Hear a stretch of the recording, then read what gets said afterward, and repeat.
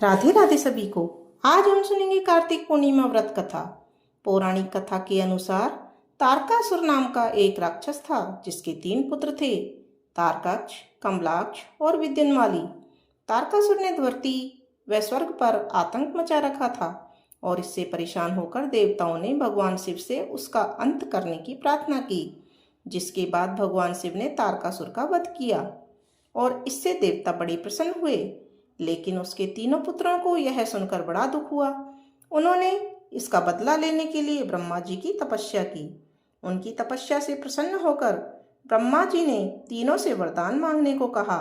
तीनों ने ब्रह्मा जी से अमर होने का वरदान मांगा, लेकिन ब्रह्मा जी ने उन्हें इसके अलावा कोई दूसरा वरदान मांगने को कहा।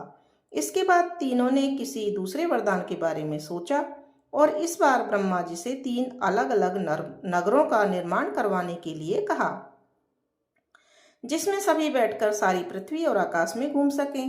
1000 साल बाद जब हम मिलें और हम तीनों के नगर मिलकर एक हो जाएं और जो देवता तीनों नगरों को एक ही बाण से नष्ट करने की क्षमता रखता हो, वही हमारी मृत्यु का कारण हो।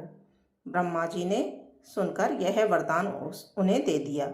ब्रह्मा जी के कहने पर मैं दानव ने उनके लिए 3 नगरों का निर्माण किया। तारकाक्ष के लिए सोने का, कमलाक्ष के लिए चांदी का और विद्युन्माली के लिए लोहे का नगर बनाया। तीनों ने मिलकर तीनों लोकों पर अपना अधिकार जमा लिया। इंद्र देवता इन तीनों राक्षसों से भयभीत हुए और भगवान शंकर की शरण में गए।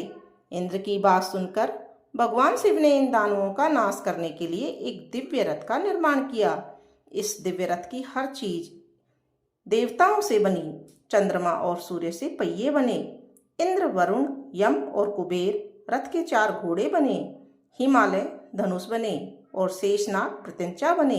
भगवान शिव खुद बाण बने और बाण की नोक बने अग्निदेव। इस दिव्य रथ पर सवार होकर खुद भगवान शिव भगवानों से बने इस रथ और तीनों भाइयों के बीच भयंकर युद्ध हुआ।